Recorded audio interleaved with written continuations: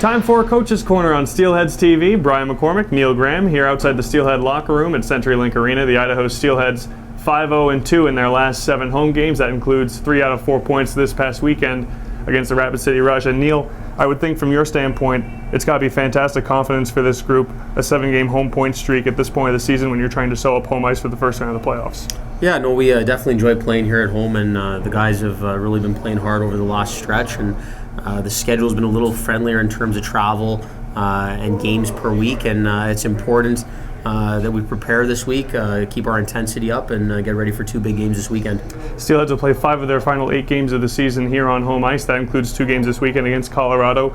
The Eagles, a potential first-round playoff opponent for you guys if you look at the numbers here today. What's the focus for your team heading into this weekend? Because it's a team that plays a very scrappy style of game but also can score.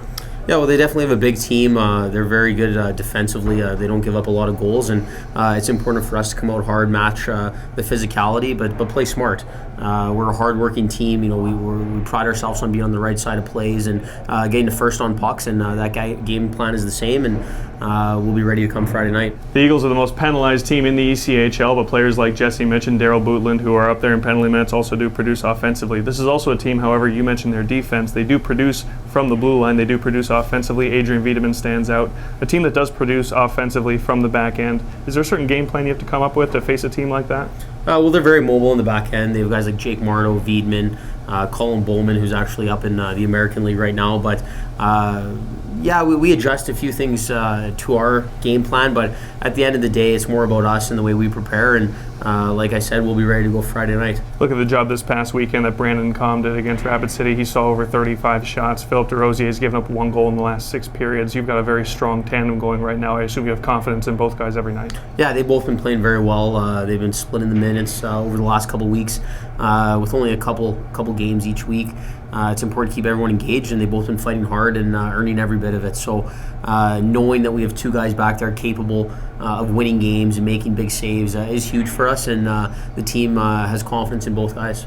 How has it worked for your team schedule-wise? There's been a lot of downtime in the month of March, and you've also played a lot at home. Is that useful for rest and also for familiarity being on home ice? I'm assuming that comes in handy.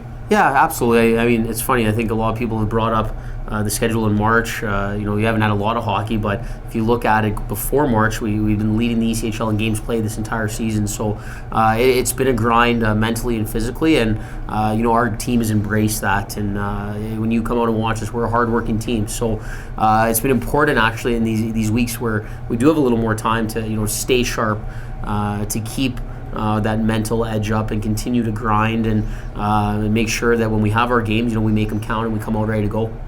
Well, Coach, the grind continues this weekend. Good luck. Thanks. Steelheads and Eagles this Friday at CenturyLink Arena. That'll do it for Coach's Corner on Steelheads TV.